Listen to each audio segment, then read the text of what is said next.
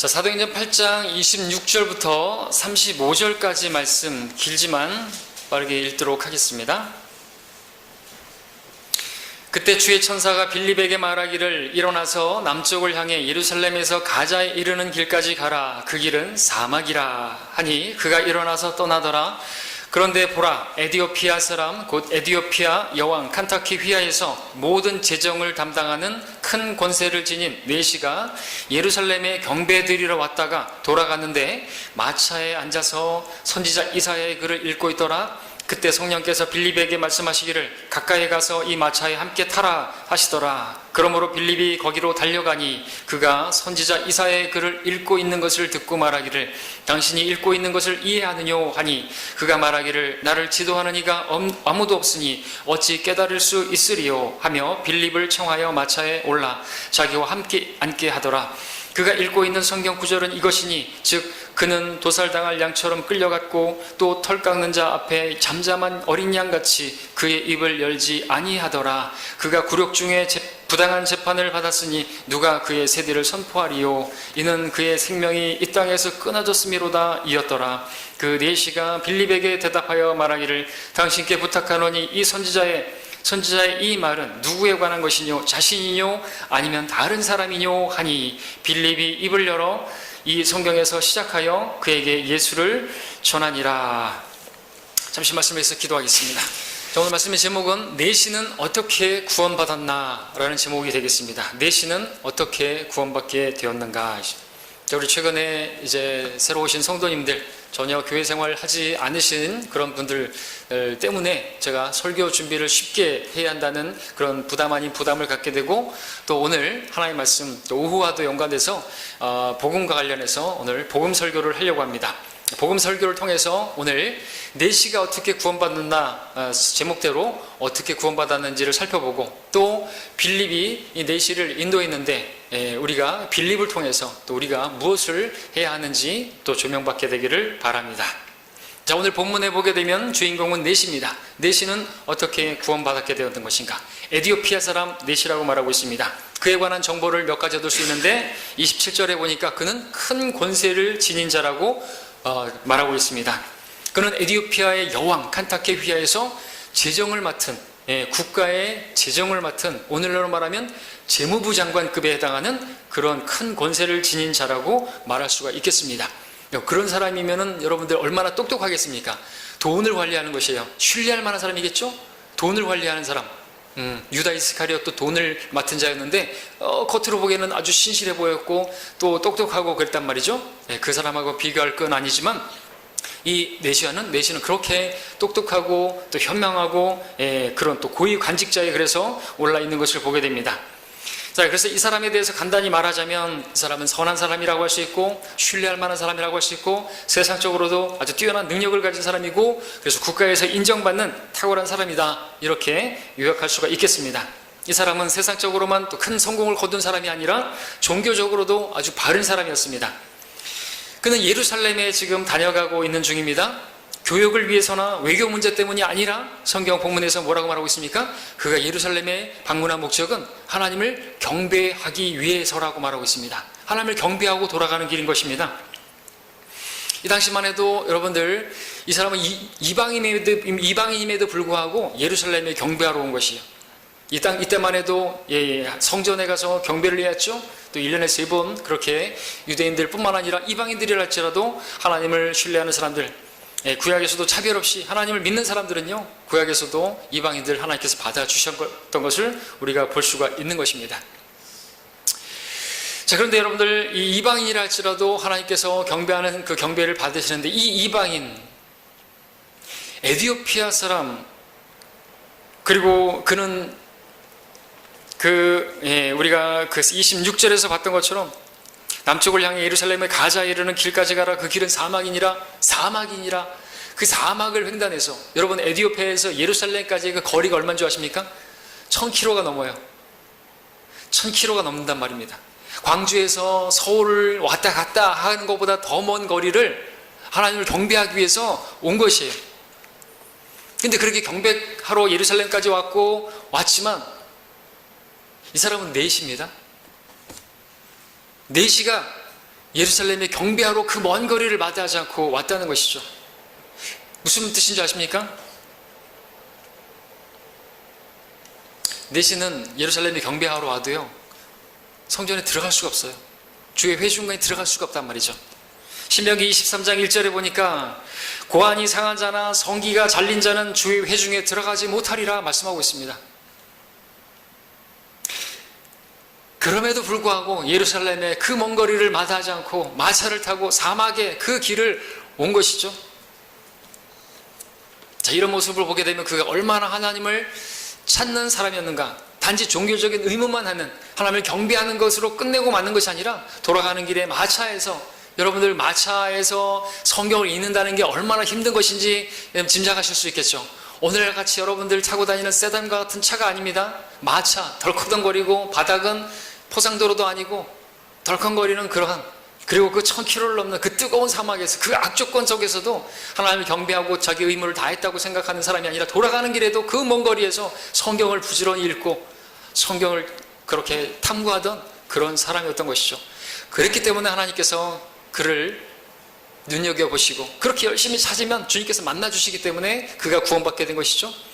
과연 여러분들과 비교해 보니까 어떻습니까? 여러분들도 그처럼 하나님을 찾고 찾았던 것이죠. 그리고 그렇게 또 하나님을 예배하기 위해서 열심을 내었던 것이죠. 그러니까 하나님을 만난 거 아닙니까? 네, 지금도 그러십니까?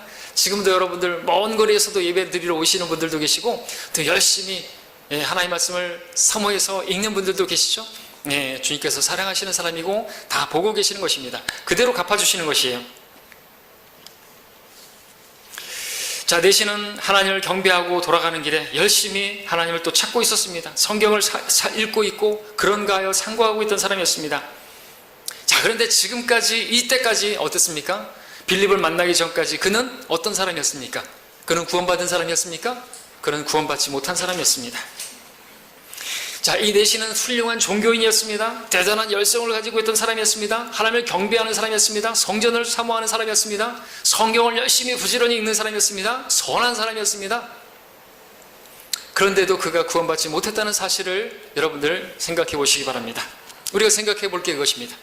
자, 오늘 우리 주위에도 하나님을 믿는다고 고백하는 사람들이 많이 있습니다. 단지 믿는다는 고백만 있는 것이 아니라 하나님을 열심히 찾는 사람들도 있습니다. 하나님을 경배하고 예배 드리고 또 먼 거리를 마다하지 않고 또 교회에서 하는 모든 봉사들에 참여하고 새벽 기도다, 무슨 기도다, 부흥회를 쫓아다니고 그런 사람들이 있습니다. 성경을 부지런히 읽는 사람들이 있습니다. 여러분들 어떤 분들은 성경을 또 자기가 직접 쓰는 사람들도 있어요. 필사한다 그러죠. 자기가 노트에다가 써서 그 자기가 쓴 성경으로 또 2권을 썼네, 3권을 썼네, 그런 사람들도 있습니다. 성경을 그렇게 사랑하는 사람들도 있는 것이죠. 자, 그럼에도 불구하고 그들이 다 교회에서 무슨 찬양 인도자를 하고 뭐 말씀 인도자가 있고 권사고 장로고 하지만 그렇게 그러한 사람들도 다 구원받은 게 아닐 수가 있다는 것을 생각해 볼 수가 있습니다. 그들이 다 구원받은 겁니까? 아닌 것입니다. 에디오피아 내시와 같은 사람들이 우리 주위에 많이 있는 것이죠. 그러니까 선하고 종교적으로 보이고 훌륭하고 경건해 보이고 성경을 가까이 하고 성경책을 늘 끼고 다니고 그래도 구원받지 못한 사람들이 있을 수가 있는 것이죠. 우리가 그래서 생각해 볼 수 있는 것이죠. 자, 우리 가운데도 마찬가지입니다. 여러분들이 지금 예배하고 성경 들으면 교회에 속하고 있고 또 성경을 부지런히 읽고 있고 또 나름대로 어떤 봉사들도 하고 있고 하지만 그럼에도 불구하고 우리 가운데 구원받지 못한 사람이 있을 수 있다는 거 우리가 이 말씀에서 생각해 볼 수가 있는 것이죠. 네, 에디오피아 내시도 그런 사람이었다는 것이죠. 자, 성경은 예수 그리스도를 개인의 구원자로 받아들이지 않으면 그가 아무리 선하고 아무리 종교적인 열심이 있고 하나님 말씀을 가까이 하고 읽는다 할지라도 그가 구원받은 사람이 아니라고 말씀하고 있습니다. 성경은 그런 것이 구원이라고 말하고 있지 않습니다. 여러분, 선한 사람이 된다고 구원받는 것입니까? 종교적인 사람이 된다고 구원받는 것입니까? 성경을 많이 읽고 성경을 다 알면 구원받는 것입니까? 그렇지 않은 것이죠. 에디오피아 내시도 성경을 읽고 있었습니다. 그들보다 더 읽고 있었습니다. 그는 이방인으로서 유대인 성경을 구한다는 것이 쉬운 일이 아니었을 것입니다. 오늘날처럼 인쇄술이 발달한 것도 아니고, 그래서 서기관들에 의해서 베껴진 성경을 구한다는 것도 상당한 값을 지불해야만 하는 것이었을 것입니다. 그럼에도 그가 그러한 성경을 구해서 그렇게 읽고 있고, 그런데도 그 정도의 열심이 있는데도 불구하고 그는 구원받지 못했었습니다. 마찬가지입니다. 오늘날도 그런 사람이 있을 수 있음을 우리가 볼 수 있어야 할 것입니다. 과연 나는 구원받은 사람인 것인가? 나는 지금도 주의 회중 가운데 있고 예배를 드리고 있고 성경을 내 앞에 두고 있고 또 이런저런 일들도 하고 있는데 과연 나는 구원받은 사람인 것인가? 살펴볼 필요가 있습니다. 자신을 돌아보라 말씀하고 있습니다. 믿음 안에 있는 것인가? 우리가 그리스도 안에 있는 것인가? 나 안에 그리스도의 영이 없으면 버림받은 자라고 말씀하고 계시는데 우리는 늘 이 점을 살펴봐야 되는 것이죠. 곰곰이 생각해 봐야 되는 것. 다른 무엇을 해서가 아니라 예수 그리스도를 개인적으로 만나야 되는 것입니다.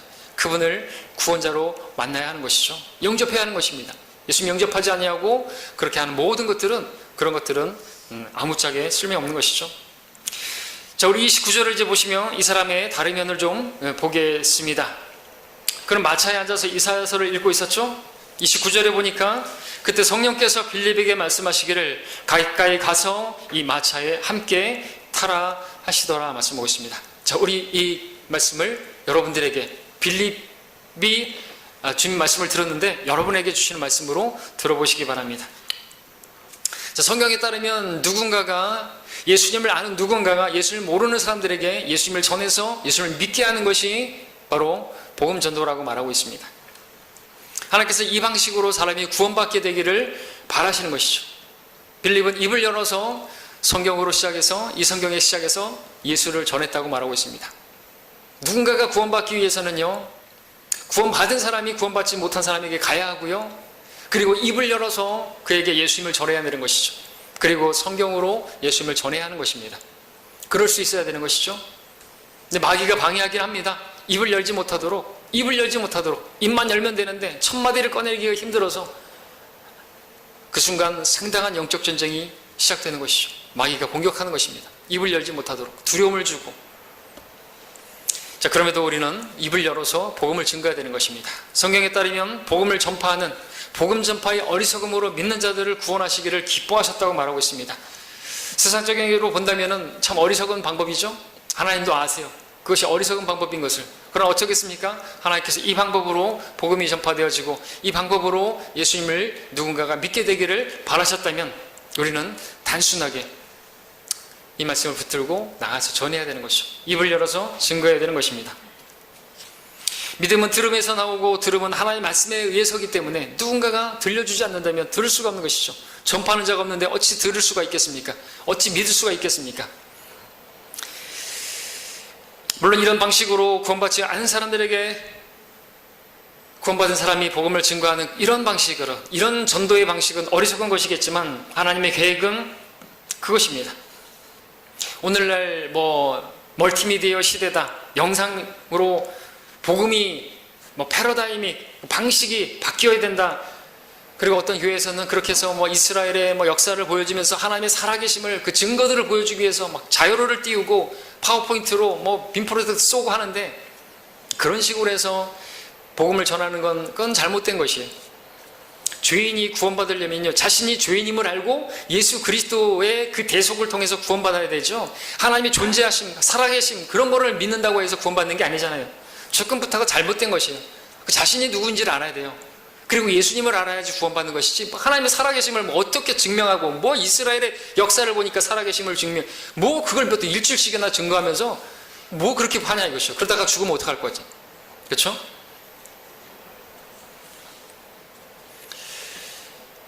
자, 예수님을 받아들여야 구원받습니다. 예수님을 전해야 되는 것이죠. 다른 거 전할 것이 아니라 구원은 이렇게 간단한 것입니다. 예수님을 믿은 사람이 예수님을 아직 믿지 않은 사람에게 가서 예수님을 증거하는 것이에요. 성경으로. 어떤 성경입니까? 이사야서에서 예언되었던 그분, 우리의 죄들을 담당하시기 위해서 십자가에서 죽으신 분, 그분을 전하면 구원받는 것입니다. 간단하지 않습니까? 계속해서 우리 30절, 31절 보겠습니다. 그러므로 빌립이 거기로 달려가니 그가 선지자 이사야의 글을 읽고 있는 것을 듣고 말하기를 당신이 읽고 있는 것을 이해하느뇨 하니 그가 말하기를 나를 지도하는 이가 아무도 없으니 어찌 깨달을 수 있으리요 하며 빌립을 청하여 마차에 올라 자기와 함께 있게 앉게 하더라 그랬습니다. 자, 여기서 또 우리가 한 가지 구원받은 여러분들이 또 알아야 할 한 가지 사실이 있습니다. 그것은 성령께서 모든 진리로 우리들을 인도해 주신다는 사실이죠. 성령께서 우리 안에 오시면 우리를 모든 진리로 인도하신다고 말씀하고 있습니다. 하나님의 깊은 것들까지도 다 통찰하시는 그분께서, 그분의 영께서 우리 안에 계시면 우리가 성경을 이해할 수 있고 하나님의 영의 일들을 이해할 수 있다고 말씀하고 계십니다. 그런데 이와 함께 우리가 잊지 말아야 할 사실은 구원받지 못한 사람들은 그들 안에 성령님께서 계시지 않는다는 것이죠. 그렇기 때문에 그들은 성경을 읽어도 이해할 수가 없어요.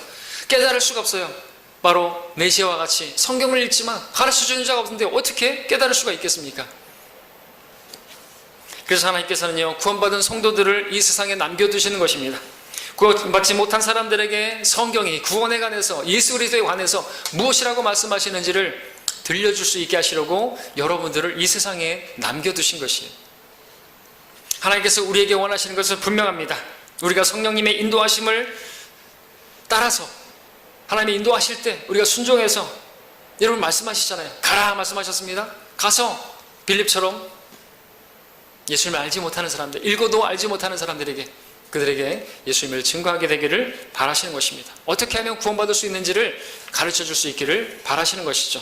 이것이 하나님께서 복음이 전파되게 하는 그 방법인 것입니다. 다시 31절부터 보시면 그가 말하기를 나를 지도하는 이가 아무도 없으니 어찌 깨달을 수 있으리요 하며 빌립을 청하여 마차에 올라 자기와 함께 앉게 하더라. 자, 이 말을 다르게 표현하면 이 빌립에게 지금 내시는, 내가 구원받으려면 그럼 어떻게 해야 되는지 나 아직 모르겠다. 내가 구원받으려면 어떻게 해야 하나이까? 라고 묻는 것이죠.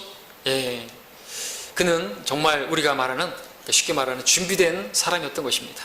예, 나에게 복음을 들려달라고 이렇게 말하는 사람들, 우리 주위에도 있을 수가 있어요. 외모로 판단하지 마시고 우리가 그분들에게 다가갈 수 있어야 할 것입니다. 35절 보시면, 건너뛰어서 35절에 보시면 빌립이 입을 열어 이 성경에서 시작하여 그에게 예수를 전하니라 말씀하고 있습니다. 여러분들 이 말씀을 잘 보십시오. 너무나 단순합니다. 복음을 어떻게 전하는 줄 아십니까? 복음을 전하는 방식이 뭔지 아십니까? 입을 열어서 증거하는 것입니다. 주님께서 여러분들의 입을 사용하길 원하세요. 여러분의 발을 사용하길 원하세요. 가서 입을 열어서 증거하길 원하세요. 그리고 이 성경에서 시작해서 예수님을 전할 수 있기를 바라세요.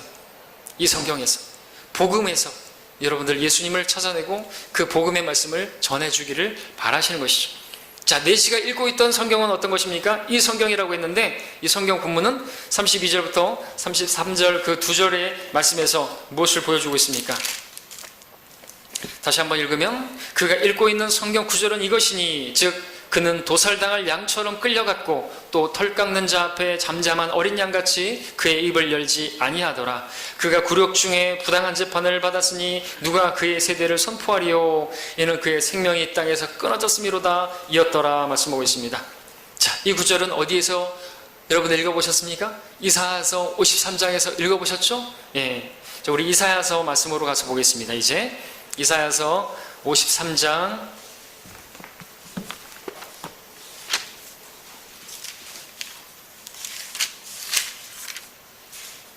7절, 8절에서 바로 이 말씀이 나오고 있죠. 우리가 읽었던 사도행전 8장 32절, 33절 말씀이 53장 7절, 8절에서 확인해 보겠습니다. 그가 억압을 당하고 고난을 당하여도 그의 입을 열지 아니하였으니 그가 어린 양처럼 도살장으로 끌려가며 또 털 깎는 자 앞에 양이 말이 없듯이 그가 자기 입을 열지 아니하는도다. 그가 감옥과 재판에서 끌려갔으니 누가 그의 세대를 선포하리요. 이는 그가 산자들의 땅에서 끊어졌으며 그가 내 백성의 허물로 인하여 형벌을 받았습니다. 자, 이 말씀에서 약간 다르게 인용하고 있지만 또 성령님의 의도에 따라서 또 쉽게 또 더 이렇게 설명하고 계십니다. 인용되고 있죠.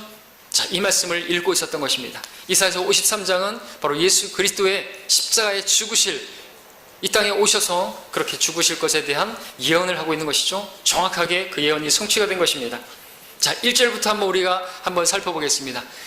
이 성경으로 빌립이 내시에게 복음을 증거했는데 우리도 이 말씀으로 증거할 수가 있겠지만, 물론 신약 성경이 있기 때문에 또 로마서의 많은 말씀으로 우리가 더 쉽게 예수님을 전할 수 있겠지만, 당시에는 구약 성경만 있었기 때문에 이 말씀으로 시작해서 예수님을 전했던 것이죠.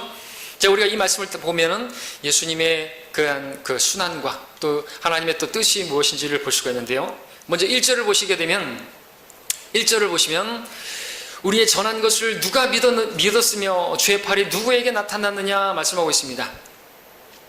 자, 복음에 관한 내용이 나오는데, 하나님께서 관심하시는 게 뭔지 아십니까? 우리가 전한 것을 누가 믿었느냐. 이 복음을, 예수님을 누가 믿었느냐, 이게 관심사항이시죠. 저 하늘에서 그 천사들의 관심사항은 뭔지 아십니까? 어디에서 그 죄인 잃어버린 한 사람이 구원받는 것, 천사들의 면전에 기쁨이 있는 것. 죄인 하나가 회개하면요, 하나님 면전에, 그 천사들의 면전에 정말 기쁨이 있는 것입니다. 하나님의 관심은 무엇입니까? 우리의 전한 것을 누가 믿었으며 주의 팔이 누구에게 나타났느냐. 주의 팔, 주님께서 팔을 내미셨어요. 하나님께서 아들 독생자를 보내셨고, 이미, 그리고 예수 그리스도께서 십자가에서 팔을 펼치시고 죽임당하셨습니다. 누구에게 나타났느냐, 누가 이것을 믿었느냐, 관심사항인 것이죠. 우리도 관심사항이 되어야 되겠죠. 누가 예수를 믿었는 것인가. 예수를 믿은 사람들은 또 너무나 귀한 것이고요, 앞으로 믿게 될 사람들이 있기를 바라고 우리가 복음 전파하는 일에 또 여러분들이 기도해야 되는 것이고 동참해야 되는 것입니다. 이게 하나님의 관심사항이기 때문에 그래요. 저 하늘에서 뉴스는요, 뭐 문재인이 어떻게 하고 김정은이 어떻게 하고 이 나라에 관심 전혀 없어요.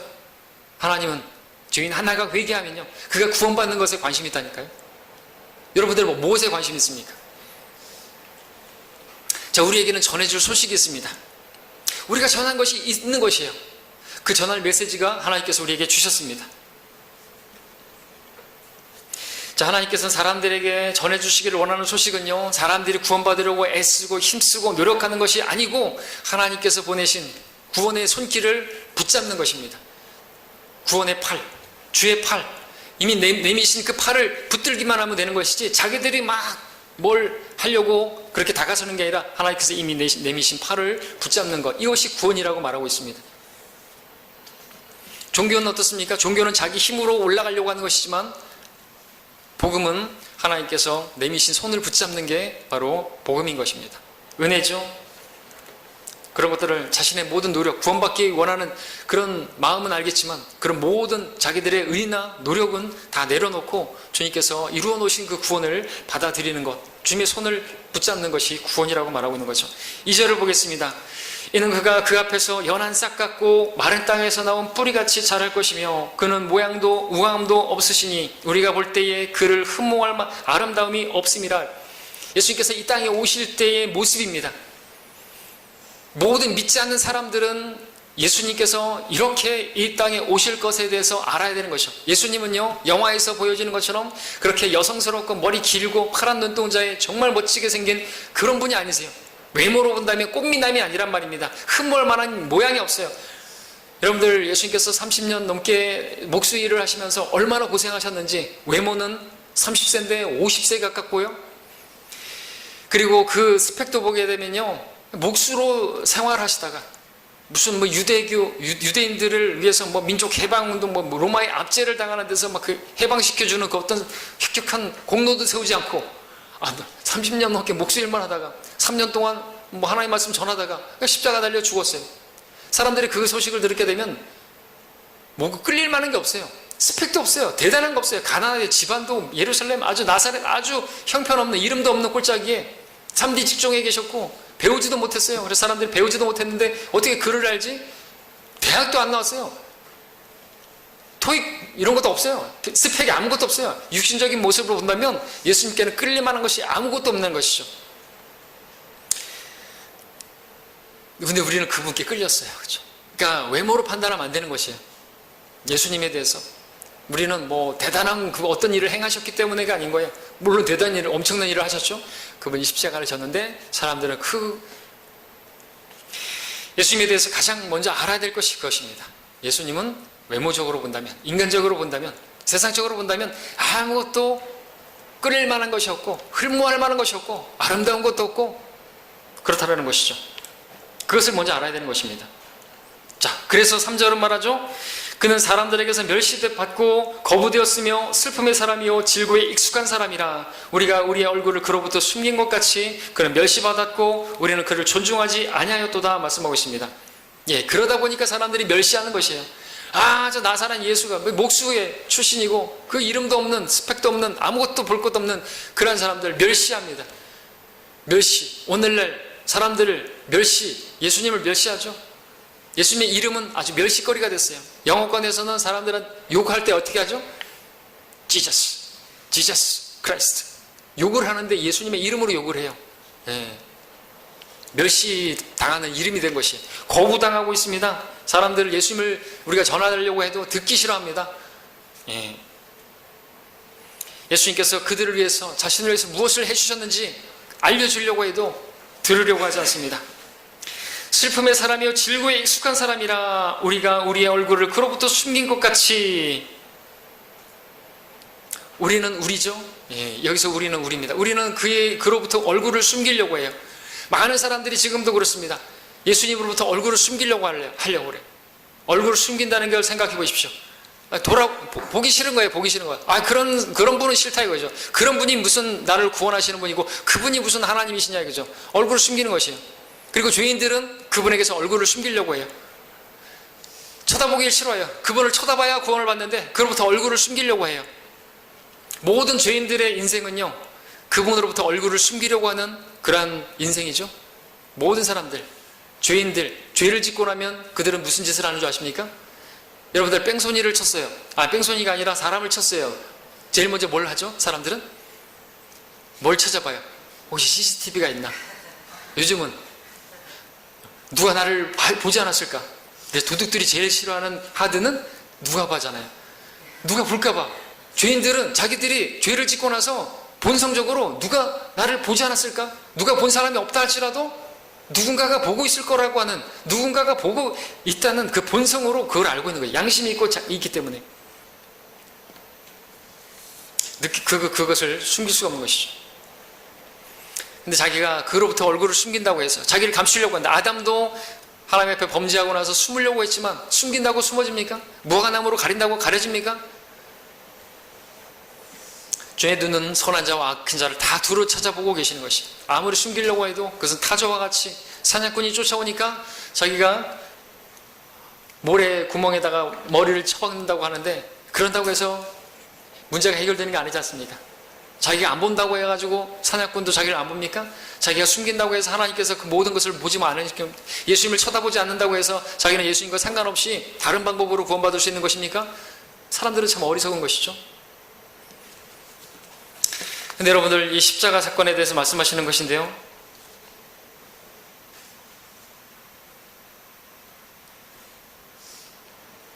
슬픔의 사람이요 질고에 익숙한 사람이라. 우리가 우리의 얼굴을 그로부터 숨긴 것 같이.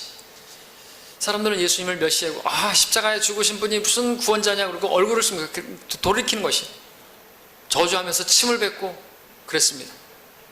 근데 예수님 십자가 상에서 근데 놀라운 것은 하나님도 얼굴을 숨기셨어요. 그래서 예수님은 나의 하나님 나의 하나님 어찌하여 나를 버리셨나이까 고백했죠.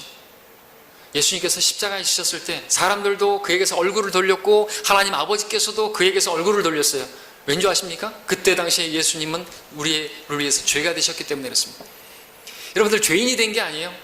뭐 그 말도 틀린 말은 아니지만 그분은 고린도후서에 따르면 죄가 되셨어요. 우리를 위해 죄가 되셨다고 말하고 있습니다.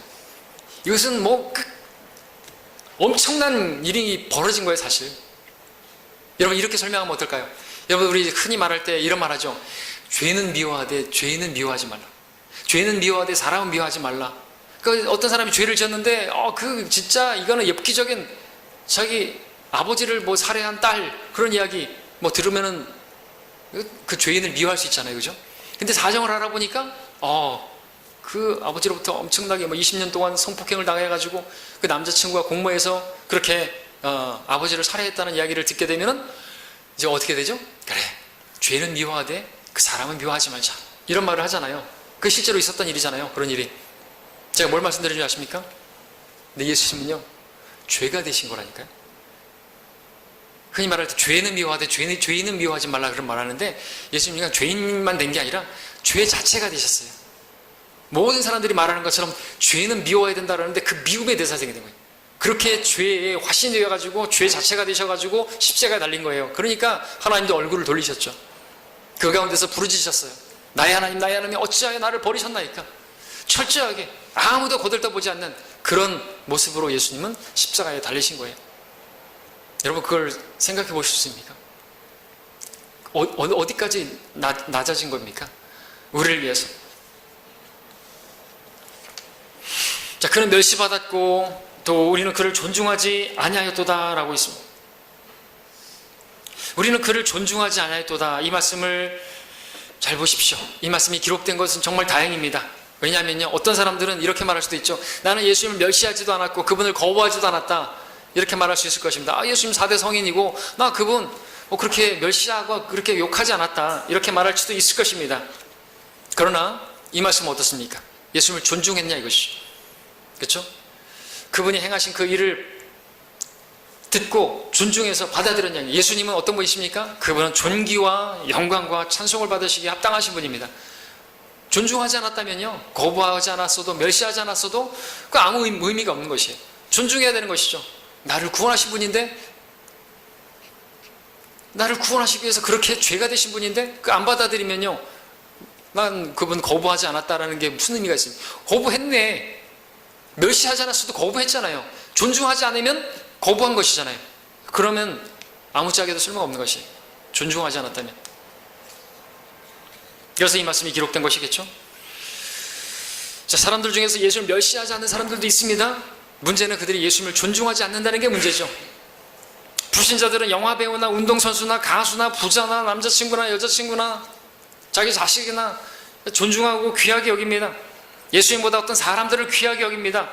예수님을 무시하거나 멸시하지 않는지 할지라도 예수님을 존중하지 않는다면, 그분께 존귀를 돌리지 않는다면, 그분께 감사를 돌리지 않는다면 그 사람은 구원받지 않은 사람인 것이에요. 그렇습니다. 4절 보겠습니다. 실로 그가 우리의 질고를 지고 우리의 슬픔을 지었는데도 우리는 그가 형벌을 받아 하나님께 맞으며 고난당한 줄로 생각하였도다 말하고 있습니다. 오늘도 많은 사람들이 그렇게 생각하죠.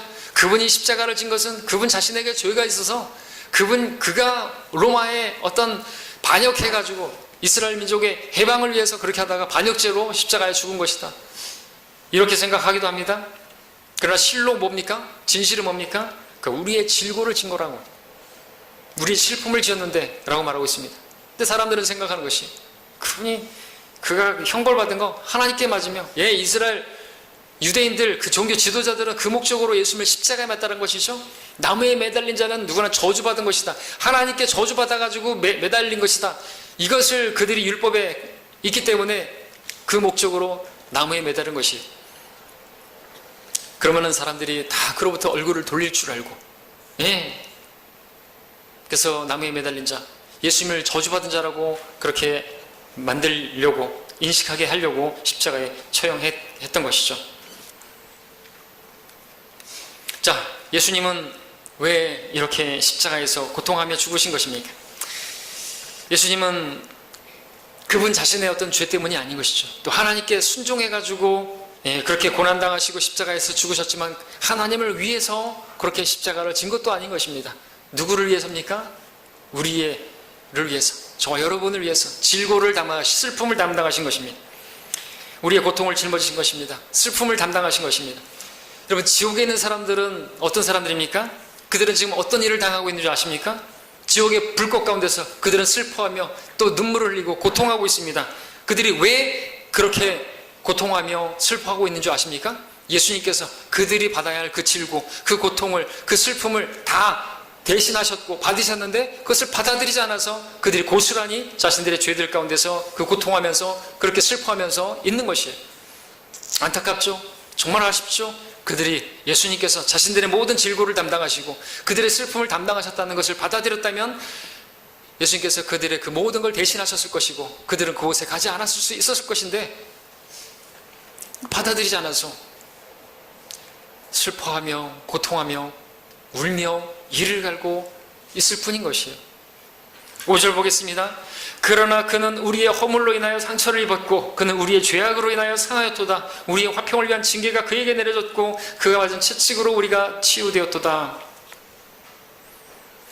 우리의 허물, 우리의 죄로 인해서 상하셨다고 말하고 있습니다. 죄뿐만 아니라 허물까지도. 우리는 허물과 죄들 가운데 죽었던 자들이었습니다. 근데 우리의 허물과 죄들 가운데 죽을 수밖에 없는 우리를 위해서 그분께서 십자가를 지신 것이죠. 죄는 하나님과 인간 사이를 분리시킵니다. 하늘나라에는 죄가 없습니다. 하늘나라에 죄가 들어가게 되면 더 이상 하늘나라가 아니죠. 이 세상은 왜 지옥 같은 것입니까? 죄가 있기 때문에 그래요. 죄인이 있기 때문에 그렇죠. 죄인이 있는 곳엔 죄가 있습니다. 그래서 여기는 하늘나라가 될 수가 없어요. 아무리 유토피아를 꿈꾸고 아무리 이 세상을 정말 천국처럼 만들려고 해도 그건 불가능한 것입니다. 공산주의 절대로 그건 될 수가 없어요. 왜? 인간은 죄인이기 때문에 공산주의가 그것은 이론상으로는 어떨지 모르겠지만 안 되는 것이에요. 일하지 않는 것이죠. 그래서 가난하게 되는 거예요. 자, 죄는요 절대로 하늘나라에 없습니다. 자, 죄인은 하늘나라가 들어갈 수가 없습니다. 어떻게 하면 하늘나라 갈 수 있습니까? 복음을 전하는데 쉽게 하는 방법이 있죠. 예. 죄만 없으면 된다는 거예요. 죄만 없으면 되는데 죄가 없는 사람이 없잖아요. 죄가 없는 사람이 있을 수가 없어요. 사람이니까 죄를 짓잖아요. 털어서 먼지 한다는 사람 없지 않습니까? 근데 복음이 뭡니까? 그 예수님께서 바로 너의 죄들을 대신해서 십자가에서 죽으셨다. 너의 모든 죄를 가져가셨다. 너의 죄를 깨끗하게 하셨다. 예수님께서 너의 모든 죄들을 담당하시고 네가 갚아야 할 그 죄값을 다 지불하셨다라고 믿으면 너는 죄가 없는 사람이 되어서 하나님께서 너를 죄 없는 사람으로 보시고 의인으로 만들어주셔서 너를 하늘나라 갈 수 있게 해주신다. 예수님을 받아들이겠느냐? 예수님이 너의 모든 죄들을 담당하신 걸 믿겠느냐? 했을 때 받아들이겠다고 하면 그럼 하나님께서 받아들여 주시는 겁니다. 하늘나라 갈 수 있게 만들어 주신 것입니다. 그런 죄가 더 이상 없는 것입니다. 이게 복음이죠. 우리는 복음을 잘 알고 있습니다. 이렇게 쉬운 것인데 전해야 되겠죠? 어렵게 생각할 거 아닙니다. 막 신앙 용어를 막 사용하실 필요 없습니다. 막 예수님의 보혈 뭐 이런 얘기 하면 안 됩니다. 보혈을 몰라요, 이 사람들은. 저도 구원받을 때 보혈을 그런 얘기 거기에 확 막혔다니까요. 또 무슨 뭐 주 예수 그리스도 뭐 그리스도 이런 표현도 몰라요, 그 사람들은. 쉽게 설명해야 되겠죠. 그렇죠? 죄가 있는데 여기 죄가 있는데 너의 죄를 다 가져가셨다고. 너의 죄값을 다 우리가 죄를 지었으면은 우리가 음식을 먹었는데 음식을 먹었으면 돈이 없으면은 어떻게 해요? 누군가 그 음식값을 지불해 줘야 되잖아요. 친구가 와가지고 그 음식값을 지불해 주면은 와 우리의 구세주다 뭐 이런 말 하는데 그분이 구세주라고. 그 음식값 지불하는 정도가 아니라 우리의 모든 죄값을 내가 받아야 할 그 죄에 대한 형벌을 대신 받으심으로써 내가 하늘나라 갈 수 있도록 만들어 주신 분이라고. 얼마나 놀라우신 분이냐 이거죠. 안 받아들일 이유가 없지 않습니까? 그렇게 전하면은 쉽게 받아들일 수 있지 않습니까? 그래서 그렇게 전하는 것이 이게 복음입니다. 이게 바로 에디오피아 내시가 읽고 있었던 그 복음입니다. 이 사람이 누구에 관한 거예요? 이 사람인가? 아니면 다른 사람인가? 바로 예수님이시다. 어린 양이시다. 전하는 것이죠. 자, 우리 6절 보겠습니다. 우리는 모두 양같이 길을 잃어 각자 자기의 길로 돌이켰으나 주께서는 우리 모든 죄악을 그에게 지우셨도다. 그렇습니다. 양같이 사람들은 각자 자기 길을 가고 있고 마이웨이를 가는데 자기 길을 가잖아요. 그 누가 불렀던 마이웨이. 사람들은 자기 길로 가는 거예요. 자기 길로. 각자 자기 길로 가는데 그 끝은 멸망의 길입니다. 그 길에서 돌이켜야죠. 바로 예수님께서 그들의 모든 죄악을 담당하셨는데 지우셨는데 돌이켜야 되는 것입니다. 자, 주님께서 무엇을 하기 원하시는 것입니까? 나를 정죄하고 있는 내 모든 무거운 죄들을 다 제거하기를 원하셨고 예수 그리스도께 그 죄들을 넘기시기를 원하셨던 것입니다. 그리고 그 일을 하신 것이죠.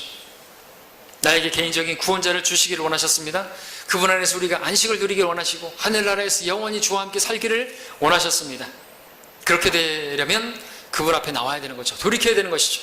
모든 죄악을 담당하신 그분께 나와서 그분께 구해야 되는 것입니다. 저는 예수님께서 저의 모든 죄값을 십자가에서 치르시고 저의 모든 죄들을 대신해서 죽으신 저의 구세주를 믿겠습니다. 예수님을 저의 구원자로 받아들입니다. 저를 구원해 주십시오 라고 기도하라고. 그렇게 기도하면 구원받는 것이에요. 우리 영접 기도하는 것도 너무 어렵게 하면 안 되는 것이죠. 주 예수 그리스도의 이름으로 기도합니다. 이것은 우리가 구원받은 이후에 제자들에게 하시라는 거 있잖아요. 그거 안 해도 됩니다. 단순하게 하나님 저에게 자비를 베풀어 주십시오. 그 가슴을 치면서 그 세리처럼 자기가 죄인임을 알고 하나님 저 죄인입니다. 저 구원받기 원합니다. 예수님께서 저의 구원자가 되기를 원합니다. 십자가에서 제 모든 죄값을 치른 걸 믿습니다. 저를 구원해 주십시오. 이렇게만 해도 되는 거예요.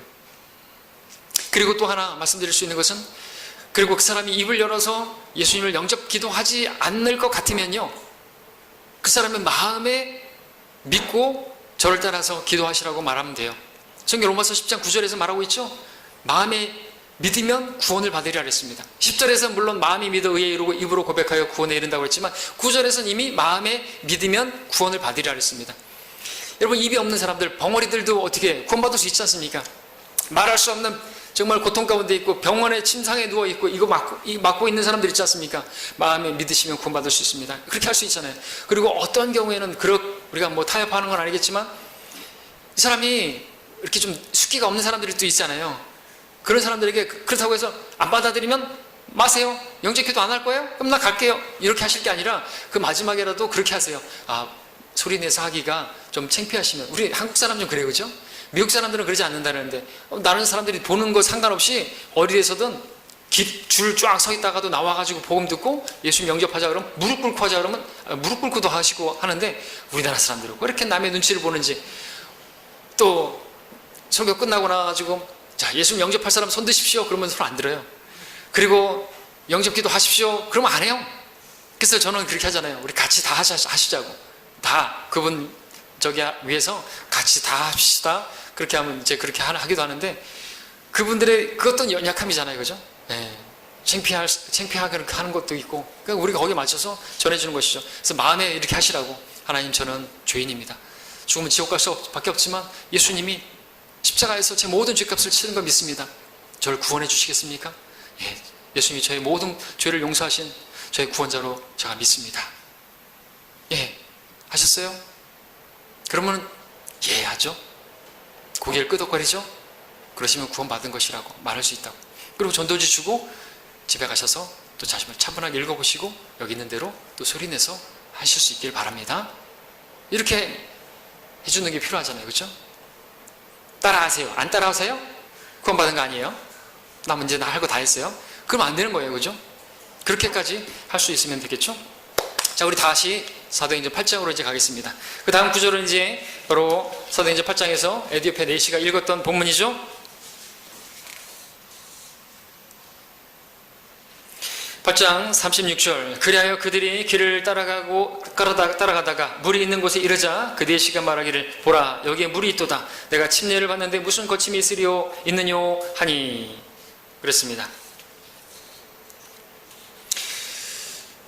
자, 그 다음에 이제 37절이 나오는데, 빌립이 말하기를, 만일 당신이 마음을 다하여 믿으면 합당하니라고 하니 그가 대답하여 말하기를, 나는 예수 그리스도가 하나님의 아들이신 것을 믿나이다 라고 하더라 했습니다. 여러분, 이 구절이 변개된 성경들, 개혁성경, 개혁개정판, NIV 다 삭제가 되어 있죠. 없음이라고 되어 있습니다. 이 구절이 없어지게 되면 어떻게 되죠? 김경 목사님 이번에 그 위키리 그분에 의해서 이렇게 한 그 영상에도 올라왔지만, 이 구절이 빠지게 되면, 김경 목사님이 또 설명한 것이, 이 구절이 빠지게 되면요, 마치 침례가 구원의 수단이 돼버리는 거예요. 그렇죠? 그러니까 에디펜네는 갑자기 복음을 듣고 예수님을 영접해야 되고 다 알게 되었는데 갑자기 침례가 나오는 것이에요. 어떤 종교적인 행위를 가지고 나오는 것이라고 할 수 있습니다. 뭐 겐지스강에서 요단강에서 씻으면 뭐 깨끗하게 될 줄 뭐 그렇게 생각하는 그런 게 갑자기 떠올랐는지 마귀가 그런 생각을 넣을 수 있겠죠. 우리가 또 복음을 증거하고 보면 다 예수님 듣고 나가지고 한다는 소리가 저 세례 받았어요. 저 열심히 하고 있어요. 어떤 종교적인 행위를 가지고 나온단 말이죠. 마귀 역사할 수 있습니다. 그렇죠? 근데 그런 게 아니라고. 그런 행위로 구원받는 게 아니라고. 뭐가? 그런 행위는 구원받은 이후에 있는 거죠. 침례, 그거는 구원받은 이후에 그가 신앙 고백을 하는 거잖아요. 그러면 뭐가 나와야 돼요? 37절이 나와야 되는 거예요. 예수께서 그리스도시요, 하나님의 아들이신 것, 그분이 하나님의 어린 양이신 것, 그 여기에 함축된 것이잖아요. 그 신앙 고백이 있어야지 구원받는 거라는 것이죠.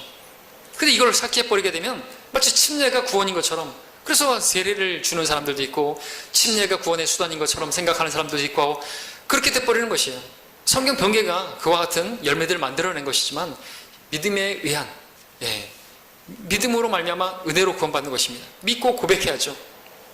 그렇죠? 자, 그 다음에 38절, 39절, 이제 마지막입니다. 그리고 나서 그가 마차를 세우라고 명한 다음 빌립과 네시가 둘 다 물로 내려가서 빌립이 그에게 침례를 주니라. 그들이 물속에서 올라오자 주의 영이 빌립을 데려가시니 그 네시가 그를 다시 보지 못하더라. 그러나 그는 기뻐하며 자기 길을 가더라 그랬습니다. 이 구절만 보더라도 사막을 여행하는 사람들이, 이 에디오피아 네시가 그 사막에서 그 여행을 1000km가 넘는 그 여행을 하는데, 아니 물주머니가 없었겠어요? 수통이 없었겠어요? 만약에 세례가 맞다고 한다면 그 수통에서 물을 찌그려가지고 할 수 있잖아요. 왜 물까지 내려간 거예요? 그러니까 세례가 아니라 침례라는 걸 여기서도 알 수 있지 않습니까? 아, 근데 그러면 침례 얘기하면 침례는 이단이라고 그러고, 말도 안 되는 그런 사람들 있죠? 침례가 맞잖아요. 이 본문 보더라도.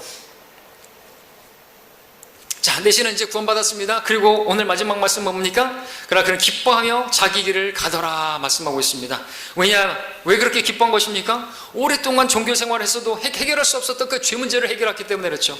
죄의 짐 벗은 날 못 잊겠네. 우리가 찬양하는 것처럼 예수 그리스도의 피로 죄 사함 받았기 때문에, 자기를 누르고 있던 그 죄의 짐에서 해방되었기 때문에 감사한 거 아닙니까? 여러분들 처음 구원받았을 때 어땠어요?